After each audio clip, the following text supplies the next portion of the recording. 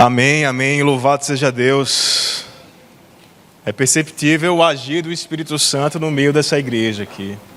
Isso que essas meninas acabaram de fazer mostra que a graça do nosso Deus, ela alcança a todos.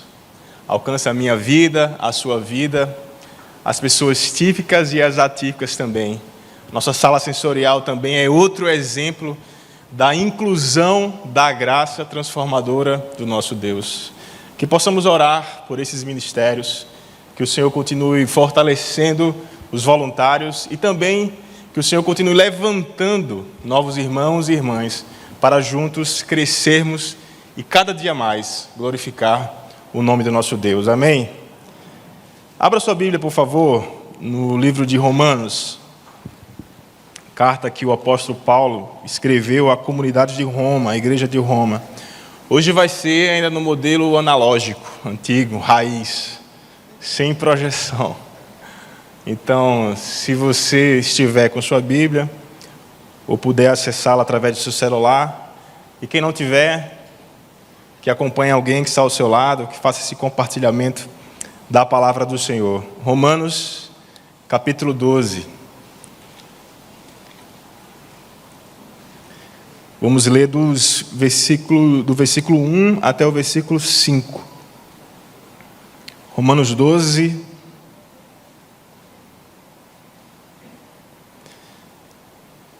do 1 ao 5. Quem achou, diga amém. Sempre quis falar isso.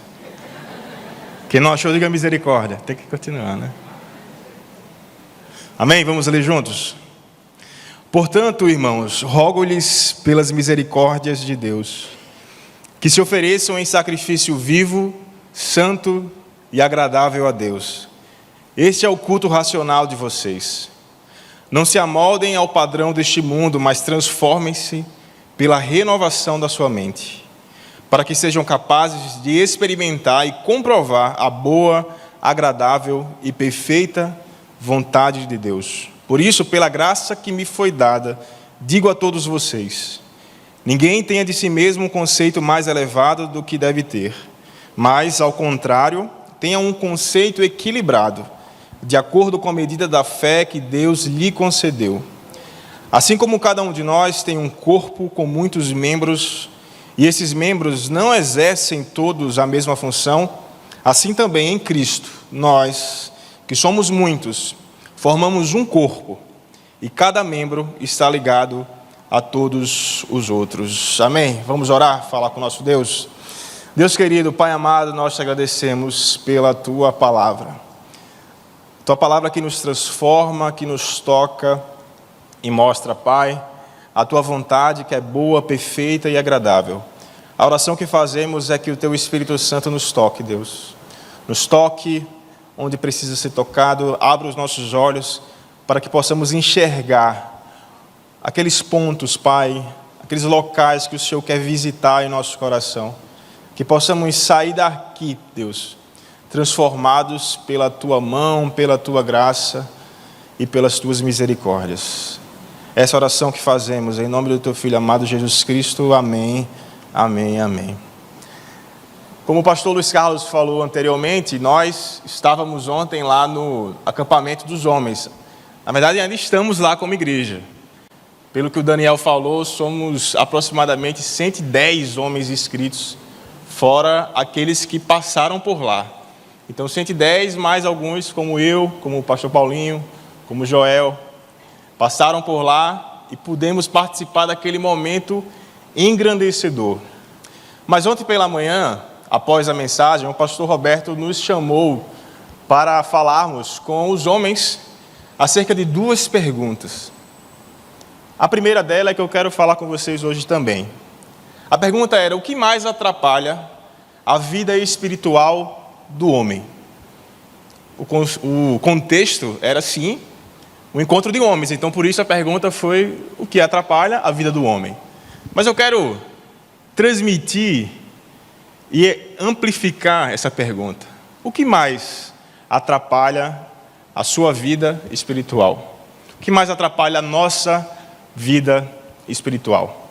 E dentre as conversas que tivemos lá, foram grupos separados. No meu grupo, o que ficou muito claro foi que o autoconhecimento era algo que atrapalhava muito as nossas vidas, porque não temos, muitas vezes, uma ideia de quem somos, uma ideia do que podemos suportar e vencer as tentações, e muitas vezes brincamos com os perigos que acontecem ao longo da nossa caminhada, da nossa jornada. Mas além desse autoconhecimento das nossas fraquezas, das nossas limitações, de sabermos que precisamos, acima de todas as coisas, depender de Deus, o autoconhecimento de entender que o meu irmão que está ao meu lado, ele também passa por situações semelhantes com as quais passamos também. E no contexto especificamente de homens, é muito difícil enxergarmos isso e abrirmos o nosso coração e derramarmos a nossa dor com um amigo, com um colega. Porque o homem sempre tem aquela capa de ser o forte, né? Eu fui criado pelo menos assim, na rua. Meu pai era um cara mais tranquilo, mas na rua sempre eu vi, homem não chora, homem tem que, se apanhou, tem que revidar e por aí vai. Mas o que isso tem a ver com a palavra que acabamos de ler? Na verdade, o autoconhecimento, além de mostrar as nossas fraquezas, o autoconhecimento ele também precisa nos trazer ao coração que, acima de tudo, precisamos ter uma ética, ter uma conduta semelhante àquilo que Jesus nos ensinou e nos legou de acordo com a sua vida. E para alguns estudiosos, esse texto aqui de Romanos, ele meio que resume a intenção de Paulo dessa carta. Paulo, ele queria trazer para aquela comunidade que ele não fundou, diferentemente de outras cartas que temos aqui no Novo Testamento, 1 Coríntios, Gálatas, que Paulo fundou aquela igreja, aqui não. Mas ele queria mostrar para os romanos como é uma nova vida agora da, entre aspas, nova era, no sentido de que a era do Cristo, a era agora de Jesus, ou do novo mundo, como ele vai trazer em algumas traduções. O novo mundo agora guiado não mais pelo espírito do mundo, mas pelo Espírito de Deus. E uma vez que somos transformados, habitados por esse Espírito de Deus, nós precisamos viver de acordo com a vida, com a obra de Jesus. O que Paulo fala aqui em Romanos capítulo 12 é um convite a uma vida cruciforme, uma vida de acordo com aquilo que Jesus nos ensinou. No início do livro, ele vai falar sobre os problemas que aquela igreja teve. Paulo, ele não fundou essa igreja, mas soube que nessa igreja, apenas nessa igreja aqui de Roma, né, porque hoje em dia não acontece mais essas coisas, mas nessa igreja aqui de Roma, os irmãos estavam brigando muito. Isso não acontece mais nos nossos dias, né? Não temos mais nenhum problema no nosso meio aqui, todos os nossos pastores não atendem isso no gabinete sobre problemas que a igreja traz. Mas a verdade é que onde há seres humanos imperfeitos, ou seja, em qualquer lugar, sempre vai existir contendas. Mas aqui nós estamos vivendo de acordo com o corpo de Cristo. E Paulo ele vai dizer aqui em Romanos o seguinte, vocês, de fato eu não conheço muitos de vocês pessoalmente, eu não fundei essa igreja, mas eu ouvi dizer que vocês estão brigando. E a briga era mais ou menos assim, só para a gente tentar resumir, para ter uma ideia do contexto dessa carta. Essa igreja foi fundada por judeus, mas em um determinado momento, um imperador chamado Cláudio, ele expulsou os judeus porque eles estavam pregando o novo Senhor Cristo, Jesus Cristo. E por conta dessa briga, ele não queria o imperador ter mais problemas com ninguém. Então vamos expulsar os judeus, e a igreja de Roma ficou agora a cargo dos gentios, e não mais dos judeus. Quando os judeus voltam para Roma, 5 anos após esse decreto de Cláudio, que não era mais ele o imperador, o que é que os irmãos encontram quando chegam na igreja? A igreja agora formada por gentios, outras formas de cultuar, uma liturgia diferente. E os judeus, eles queriam retomar o seu posto. E aí, iniciaram as contendas. Mas não é só isso que a carta trata, mas também sobre isso.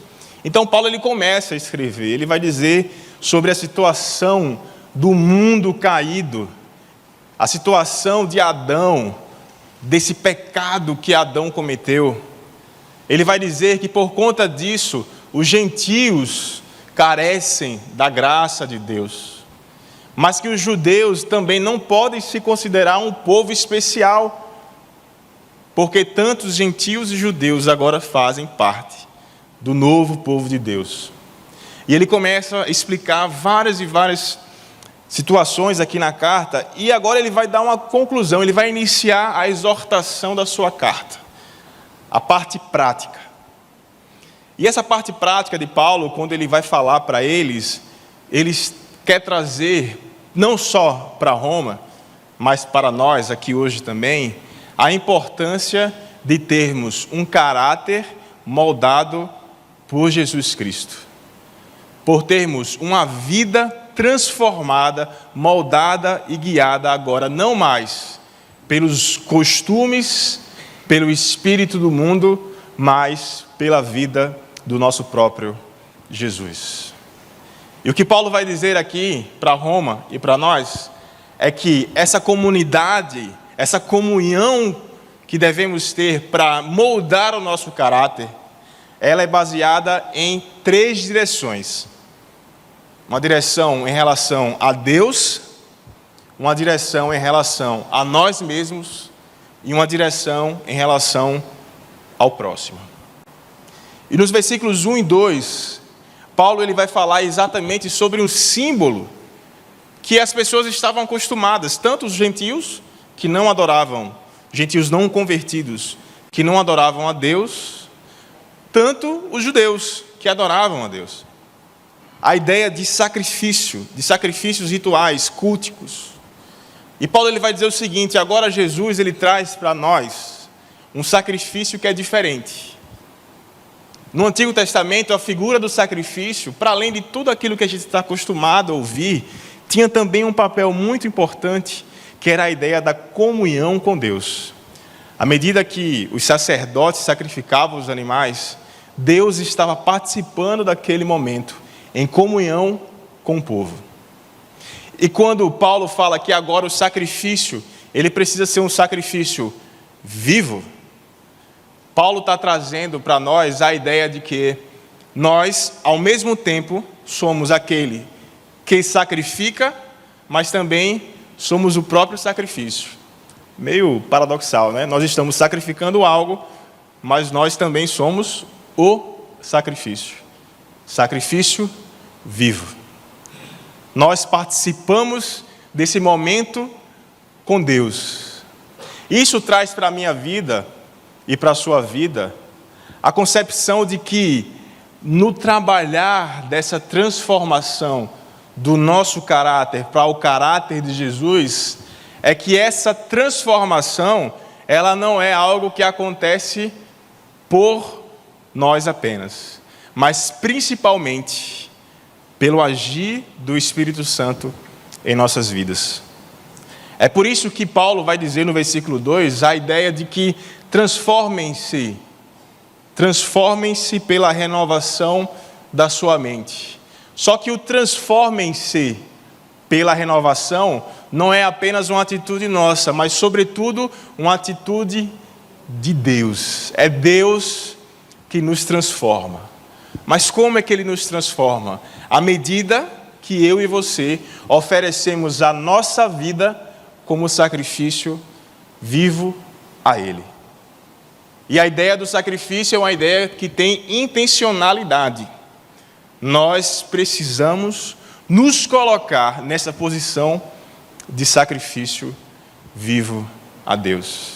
É isso que Jesus fala em Mateus, no capítulo 16, e também em Lucas, no capítulo 9, que quem quiser segui-lo precisa negar a si mesmo, tomar a sua cruz, ou como Lucas diz, tomar cada dia a sua cruz, e aí então segui-lo.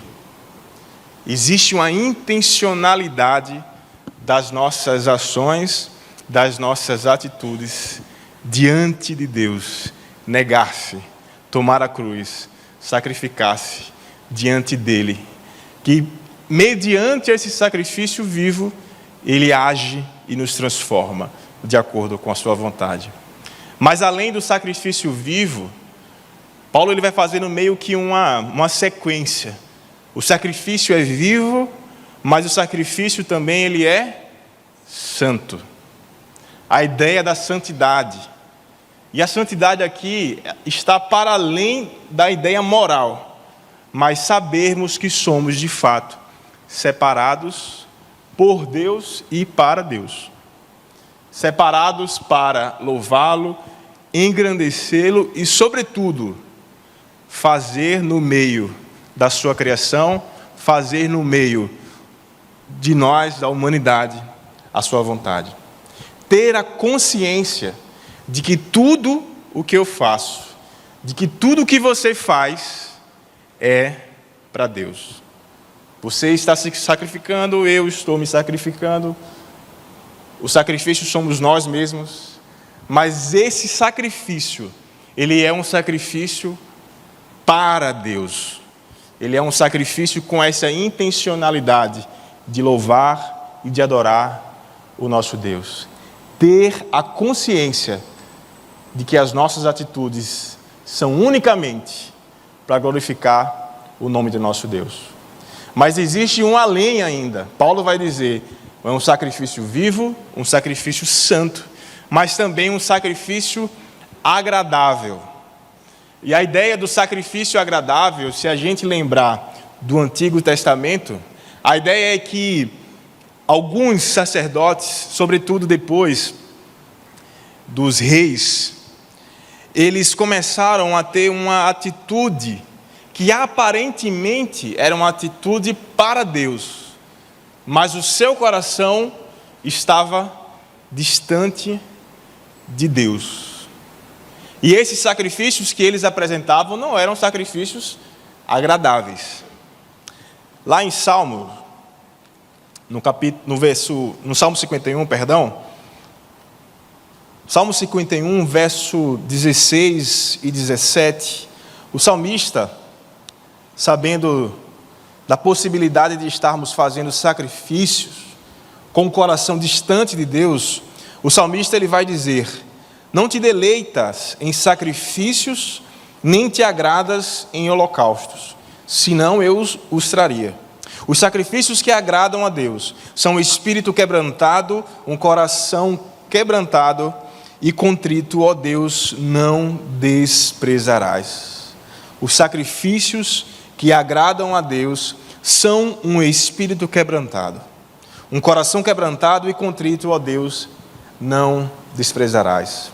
Ou em Oséias, no capítulo 6, no versículo 6, texto tão conhecido, o profeta vai dizer: pois eu desejo misericórdia e não sacrifícios, conhecimento de Deus em vez de holocaustos.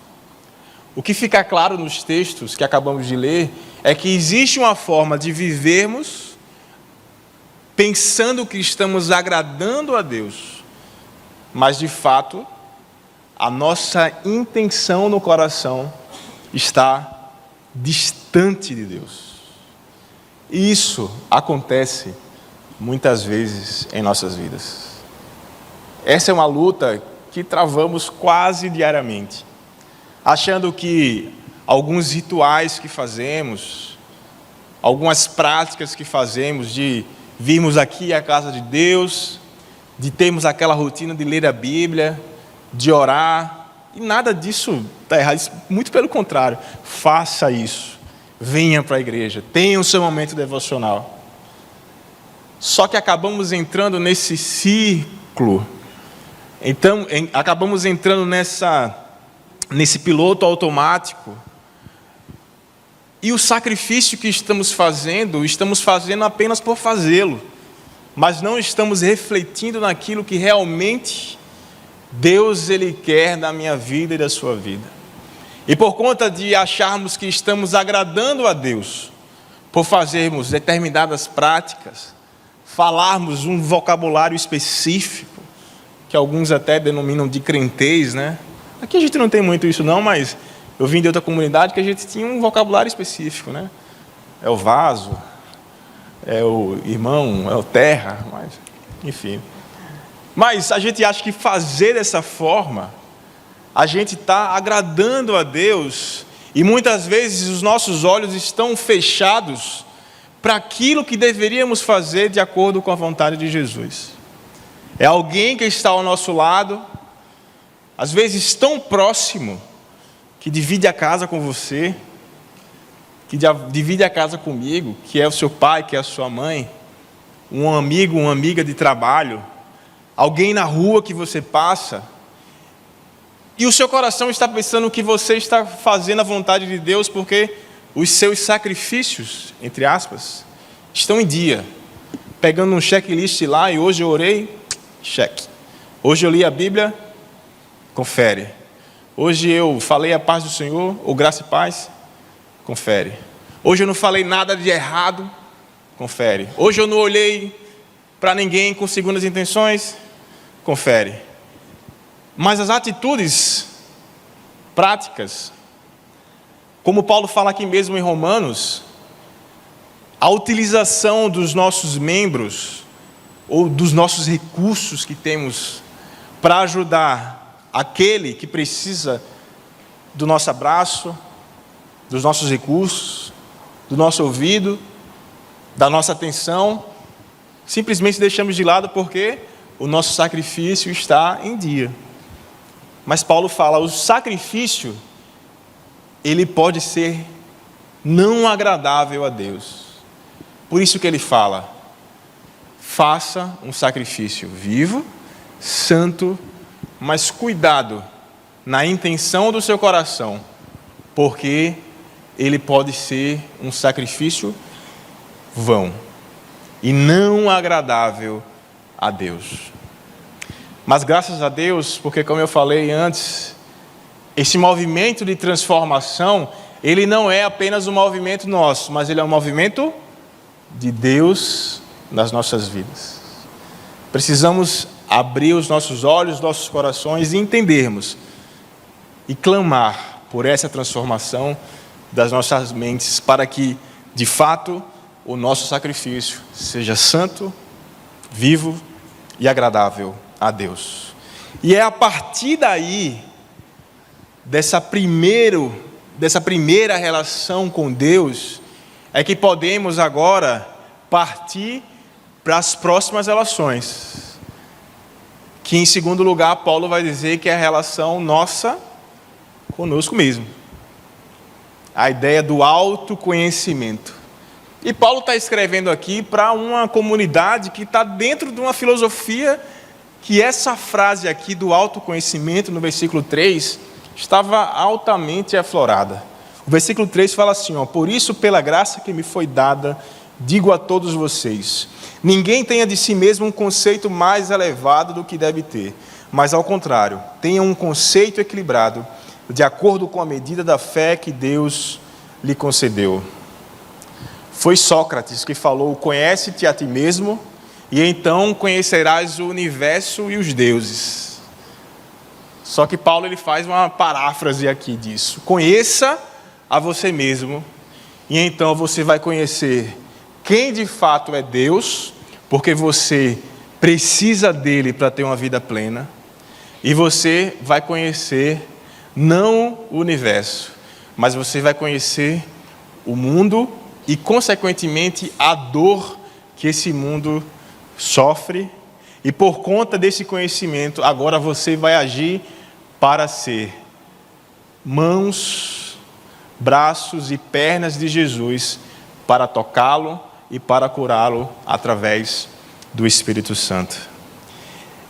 E o que Paulo ele vai dizer aqui sobre o autoconhecimento, ele quer quebrar em nossas mentes duas mentiras que nós contamos para nós mesmos todos os dias. A ideia de que nós somos aquém do que deveríamos ser, ou que nós somos além do que deveríamos ser.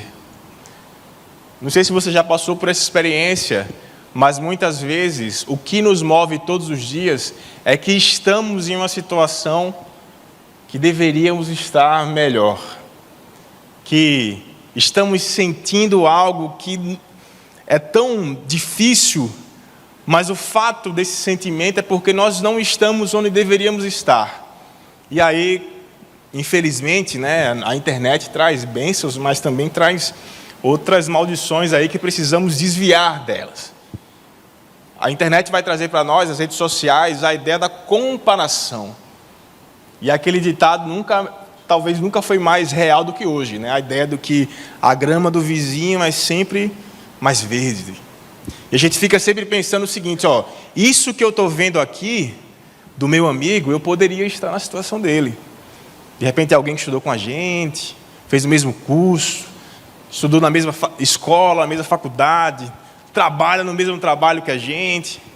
E a gente olha assim, a minha vida vai ser feliz quando eu alcançar isso aqui. Eu serei completo quando eu chegar no nível dele, no nível dela. Eu não sou tão feliz porque eu não sou tão sábio quanto ele. Porque eu não conheço tanto quanto ele, porque eu não viajei tanto quanto essa pessoa, eu não conheço o mundo tanto quanto ela. E Paulo fala, querido, querida irmão, irmã, tenha um pensamento exatamente de quem você é. Não se acha quem do que você é. Acima de tudo, nós somos filhos e filhas amados por Deus. E se estamos aqui, na situação que estamos, é unicamente por conta da graça de Deus. E isso já é grande motivo de louvarmos a Ele por esse dom de estarmos aqui, da forma que estamos. Paulo ele fala, não olhe, não tenha esse desejo mentiroso no seu coração que você é aquém do que deveria estar. Mas ele olha também pelo outro lado, ele fala, também não ache que você é além do que você é. Não ache que onde você está, você passou de fase, você passou de nível. Eu não preciso mais me preocupar com situações pequenas da vida. Eu não preciso mais me preocupar com aquela pessoa que não chegou onde eu estou, porque eu acredito na meritocracia e eu estou aqui porque eu consegui estar aqui. E agora eu estou nessa posição, e por estar onde estou, eu desprezo aquela pessoa que não chegou onde eu cheguei. E Paulo vai dizer também, da mesma forma, não se ache melhor do que ninguém, porque diante de Deus, o nosso Pai, não existe mais grego, não existe mais judeu, não existe mais homem, não existe mais mulher, não existe mais escravo, não existe mais livre. Todos são um diante de Deus. Paulo nos convida a ter esse olhar equilibrado sobre as nossas vidas e de fato entender quem somos. Só que entender por entender, o autoconhecimento por si próprio não é o fim. Não é o fim em si mesmo. Não é o fato de nos conhecermos. Eu já me conheço, então, como diz o filósofo, agora eu conheço o universo. Agora eu conheço os deuses. Não é isso que Paulo está falando. É por conhecer quem nós somos e por conhecer quem Deus é e o que Ele exige de nós e o que Ele nos impele a fazer, é que esse conhecimento próprio, Ele vai nos convidar agora para o serviço.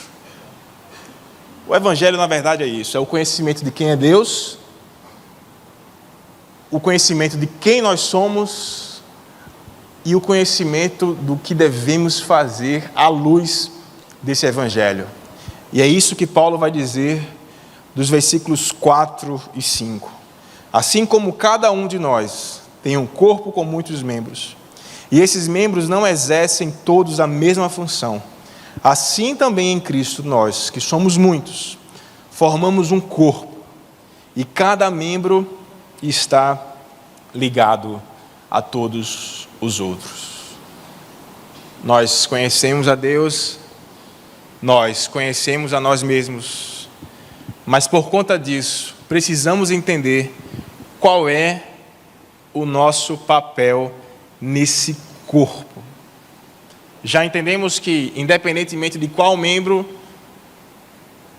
a gente independentemente do que fazemos, nós somos iguais, certo? Mas Paulo está nos convidando a agir nesse corpo, a utilizar agora as nossas vidas como bênçãos nas vidas dos outros, na vida do nosso próximo. E Paulo vai dizer também, com isso, é que no corpo de Deus existe uma diversidade, mas precisa haver uma unidade. Nós somos diversos, nós somos pessoas diferentes, nós somos pessoas com criações diferentes, histórias de vidas diferentes, dores diferentes, anseios diferentes, mas somos um em Cristo Jesus. E o que Paulo nos chama é que, apesar da nossa diversidade, precisamos viver em unidade.